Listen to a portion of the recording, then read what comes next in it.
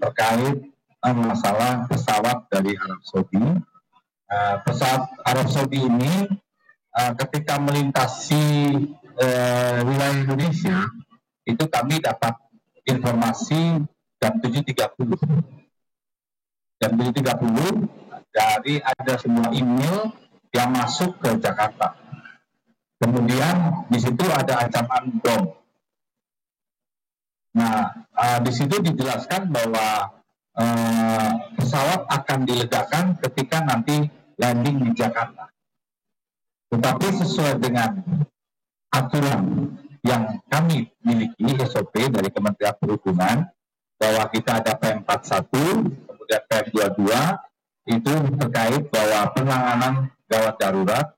Jadi ketika kami mendapat informasi tersebut, maka kita akan akan mengaktifkan namanya EOC. EOC itu adalah Emergency Operation Center.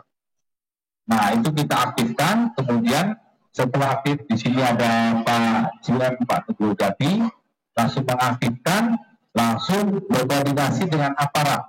Yang pertama yang kita hubungi adalah teman-teman dari kepolisian.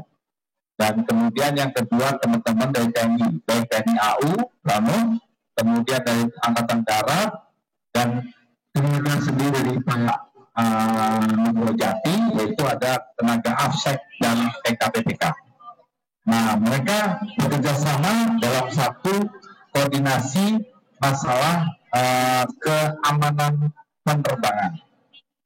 Kemudian langkah-langkahnya kami sudah punya job masing-masing, dan juga habis itu pesawat setelah menurunkan segala apapun, mereka diamankan ke satu tempat sehingga mereka bisa ditangani lebih lanjut, baik dari segi imigrasinya maupun dari segi yang lain-lainnya.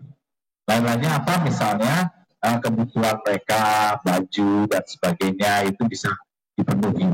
Kemudian teman-teman dari keamanan, polisi, Jihandak, Angkatan Darat, Angkatan Udara, semuanya mengamankan setelah mereka memindahkan pesawat ke namanya isolated area. Setelah di isolated area, mereka tim Jihandak dan sebagainya turun dengan perlengkapan lengkap. Mereka dengan SOP yang ada, mereka amankan semua pesawat. Mulai dari cabin, mulai dari tempat kargo, dan tempat-tempat yang lain, sampai sekecil-kecil. Nah, setelah sampai saat ini, belum didapatkan tadi ancaman bom tadi. Maka langkah selanjutnya penumpang diistirahatkan ke hotel, dan barang diperiksa oleh teman-teman Jihandak dan AFSEC. Mereka menurunkan X-ray, beberapa X-ray diturunkan, dan tim memproses itu semua satu persatu. Kenapa lama? Bayangkan, penumpang kita adalah 442. Kalau setiap penumpang membawa 3 koper sampai 5 koper, maka estimate akan sampai dengan 2000 koper. Ya kan? Jadi kenapa itu lama, teman-teman? Karena proses itunya kuantitinya banyak sekali. Dan sekarang mereka masih tetap bekerja loh, teman-teman Polri masih tetap berada di lapangan bekerja. Yang sudah clear baru pesawatnya. Nanti atas izin dari teman-teman Polda, kemudian sama Lanut, dicek ulang lagi. Setelah itu akan diserahkan ke teman-teman operasional, yaitu Pak Teguh Gati dan kawan-kawan. Nanti akan menyerahkan oleh Pak Pangdam dan Pak Kapolda. Itu secara seremonial. Nah, karena ini menyangkut internasional. Artinya apa? Di kita internasional penanganannya teman-teman baik bandara, TNI, Polri, dan jajaran yang lain itu sangat baik sekali. Buktinya kita bisa menanggulangi dengan cepat. Bayangkan 442 dan jemaah haji. Jemaah haji itu berasal kebanyakan dari Depok dan Bekasi. Ya, jadi akan melanjutkan lagi di sini perjalanan ke Jakarta. Jadi kita berdoa saja, mudah-mudahan tidak ditemuin di barang-barang yang 2000 tadi. Tapi Pak Kapolda dan jajarannya sudah yakin bahwa insya Allah ini tidak akan terjadi apa yang tidak kita inginkan.